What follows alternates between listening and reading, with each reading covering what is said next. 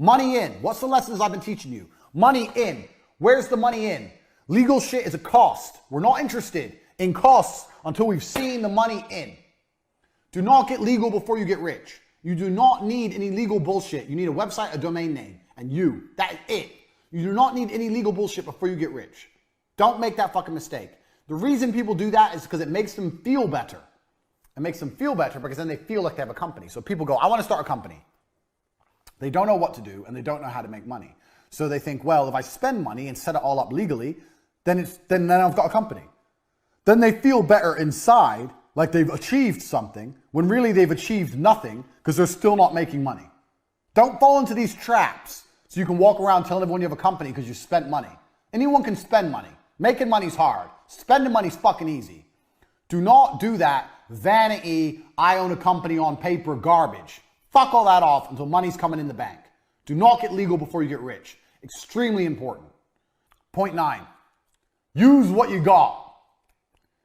So, this comes down to one of the ideas for what idea of a business to run. So, I just gave you the example of the 15-year-old cousin who can make websites, now you own a website company. Or your 15-year-old cousin who can do, I don't know, fucking, who knows what he can do. He can mow lawns. Every 15-year-old can mow lawns. Now you have a lawn mowing business. Bang. Tell his stupid ass to go deliver some flyers. Drive him around in your car. Play some 2-pack. Chill out in your car. Text some bitches. Drive at 5 miles an hour. Let him drop off all the leaflets. And then let him mow all the lawns. You collect all the money and just pay him a percentage. Bang. You now own a lawn mowing company. Congratulations. Use what you got. So right now, if you're sitting there, make a list of everything you have. And I mean everything. You have a house, say it's rented. You have a car, it's on lease. You have physical strength, let's say you're a strong guy. Look around you, what people do you have?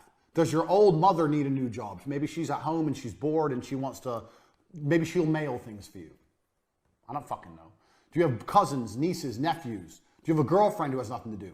Use what you have, people, things you have, make a fucking long ass list and you'll start thinking of ideas, business ideas. And they're going to come to you like the strip club came to me. But then you're going to sit there and go, okay, this is a good idea, but I can't afford that. But then you're going to go back to the other lessons I've taught you. Okay, this is how much it would cost to set up that way. But how can I get the money in that this would generate without all the costs? And if you do that and you sit there with a piece of paper and you write everything down and you stick to the principles I've taught you so far about how to start businesses, you may find a business you can start for a couple grand. You've already got your staff, a couple grand, you got an idea, you try it. Doesn't work, lost a couple grand. Does work, bang, you're rich. That simple. If it starts to work, speed, speed, speed, speed, more, more, more. Lesson 1. It's really not that complicated. This is how hustlers get rich. It's really, really simple. So, use what you got. A lot of you already have things you can use, you just don't use them. Uber's another one, man. Uber's a fucking perfect one. So, I know Uber doesn't pay very much at all. I know that. But, you know what everyone loves to do when they first get their driving license? Drive. Maybe you have a 17-year-old cousin or some shit, he's just learned to drive. Get his ass on Uber. Rent a car. Find a way to rent a car with unlimited mileage per month. Tell him he's going to do 10 hours of Uber a day to train how to drive. Lie to his ass and say that in the Uber app, you can track and make sure he ain't breaking the speed limit so he drives safe. Put his ass on Uber, pay for his gas, and give him half the money and keep half for yourself. Bang, done. Set him up, get him ready. This is shit. I didn't plan. I'm just telling you things off the top of my head. Because this is how I think as a hustler. I don't need to sit and think. I just know there's money and I find a way to get the money. That's how I am. So right now, you've got cousins out there who aren't driving Uber. If you can convince them to drive Uber, well then why don't they do it without you? Easy, you can talk some shit. Make some shit up. Hey, have you got an Uber account? No. I'll set it all up for you because it's complicated and there's some tax. I'll handle the tax. Don't pay no tax, just lie. Blah, blah, blah. Get them an Uber, get them in cars, bang, bang, bang. Take the money. Done. What are you waiting for? Use what you got. You've already got people, there's cars, there's things happening. You're just not doing anything.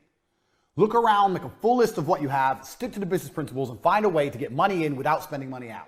And you won't lose. From my webcam company, which ended up generating over $7 million, I never once, ever spent money that I hadn't made.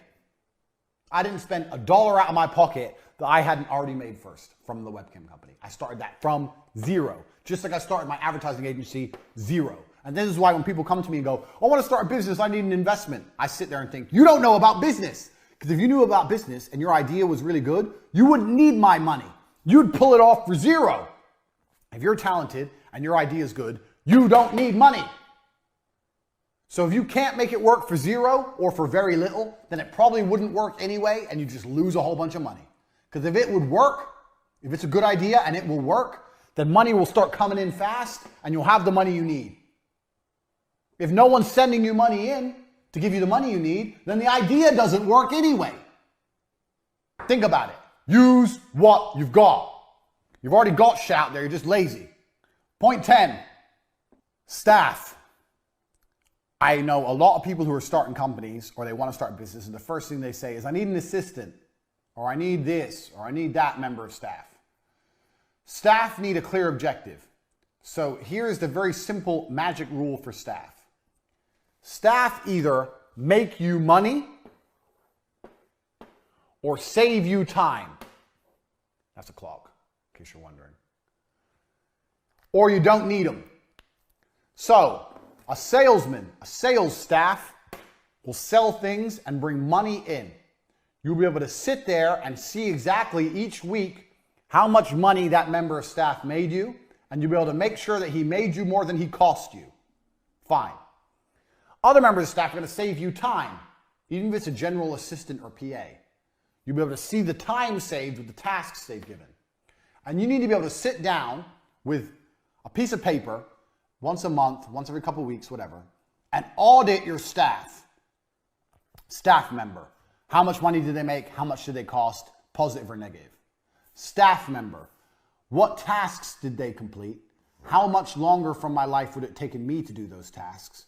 Is it worth the money? Because if you could have done those tasks in your free time where you spent watching TV, then you don't need that fucking member of staff. Fire them and save the cash. You have to audit your staff very specifically by this method. They either save you time, or they make you money, or you don't need them. Now, anyone who's worked any kind of job knows if you go into any kind of company, most people are doing nothing. I've worked so many jobs, and everyone did nothing. In fact, I had a job at a company selling advertising.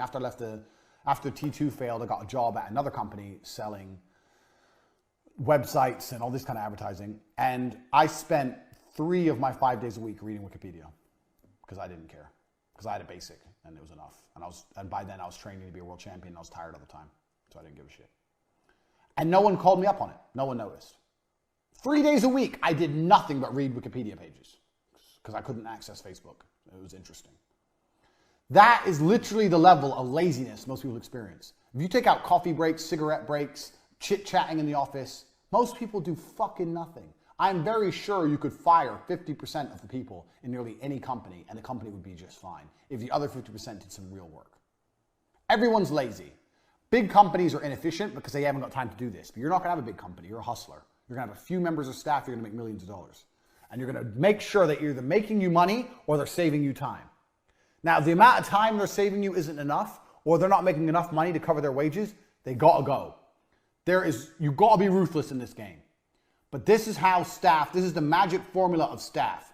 So when people say to me, I want to start a company, I need an assistant. I say, an assistant to do what? Oh, just to help me with things. What things? What things will they help with? How long do those things take? How much time is that going to save you? And why do you not have the time to do them yourself? Because you want to watch TV? Because you need to relax? Because you're afraid you'll burn out? Shut up. It's garbage. It's all garbage. You want to feel important and tell someone what to do. That's not how you get rich. This is the magic staff formula. Do they make me money? Do they save me time? Write it all fucking down, work it out, and if it ain't good enough, they gotta go. Simple. That is how you manage staff. Because I get asked so many questions about staff. Making me money, save me time. Done. Another thing that's important with staff is you have to teach staff your business ethics. So, whenever I have a member of staff, I've argued with staff plenty of times because everything must be done quickly. But that is how I work. That is how I want them to work. Now, I am 100% certain that even if it's only by 1%, the fact that I am uncompromising in the fact I want things quickly, things get done quickly. Or quicker. If I didn't say anything, it may take 10 seconds. If I complain, it may take 9 seconds. It may only be a tiny saving. But that is how I work. That is how the people I work with, I want them to work. Speed is everything. So when you get new members of staff on board as well, make sure they understand your business principles, especially number one, because that is your business mantra, speed. So if you have a salesman and he's selling and he's doing fantastic, that's good.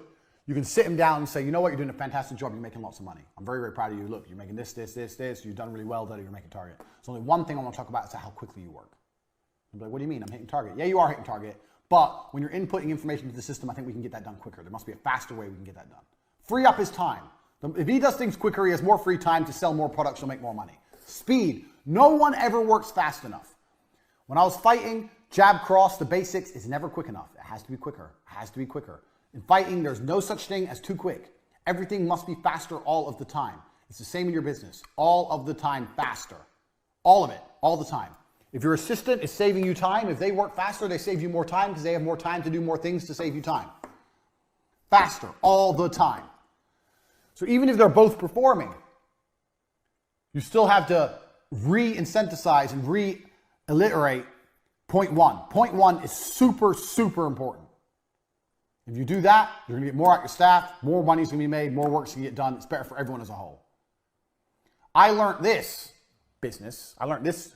We're going to come, I'm probably, some of these points will overlap, but before television, I worked as a fishmonger. When I was 15 was my first job, and I used to carry boxes of ice and fish at 6 o'clock in the morning on the market. Shit job. In the middle of winter, you're carrying ice, 6 in the morning, it's -5, it's horrible. Your hands are shaking, it's a horrible job. And I got paid no money, but I did it because I wanted money. So if I'll do that at 15, your 15-year-old nephew will make a fucking website.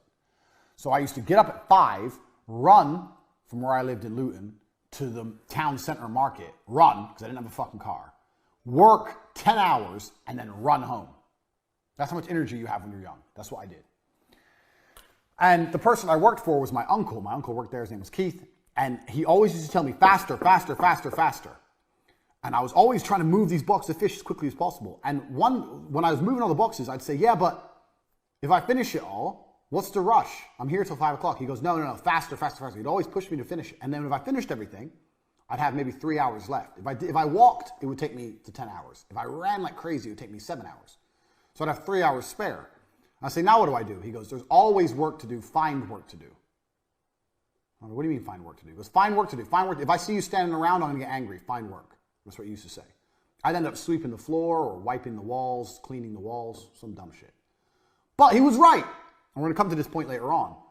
If you do things quickly, you have more time to find work to do. And finding work to do adds up. I swept the floor, I wiped the walls. Maybe someone came in, saw the nice, clean, pristine walls and bought some fish they wouldn't have otherwise bought if there was a tiny mark on the walls. Who knows? The point is, the work got done quicker because I was being pushed to be fast. It got done, and then more work happened. Even if it was menial work, more work happened in the same time frame. More work got done. That made me more valuable as a staff member. That's how he valued me. You've got to be the same. Right. That's the first 10 lessons. We have 90 more. The first 10 lessons of the Hustlers University. I bet you're sitting there already and your mind's blown. You're sitting there like, whoa, I've learned so much. I didn't think of it that way. Tate, you're a genius. I know. We have 90 more. We've just begun. If you've watched this video once, I recommend watching it 2 or 3 times. These things need to sink in like second nature to you. You need to be able to recite them one by one. We've talked about how you start companies, what you prioritize in a company, how you make sure everything's done quickly and why that's so important, how you manage staff, how you find ideas to launch companies, what members of staff you can get. We've covered all this in the first 10 points. This alone is enough. This alone is worth the value of what I've taught you. And we've just begun. The first 10 points of the Hustlers University. If you watch this video, I recommend you watch it 2 or 3 more times before you even move on to number 2. If you want to move on to number 2, do it. But you need to pay attention to these because they are the basis of everything I'm going to teach you here on after.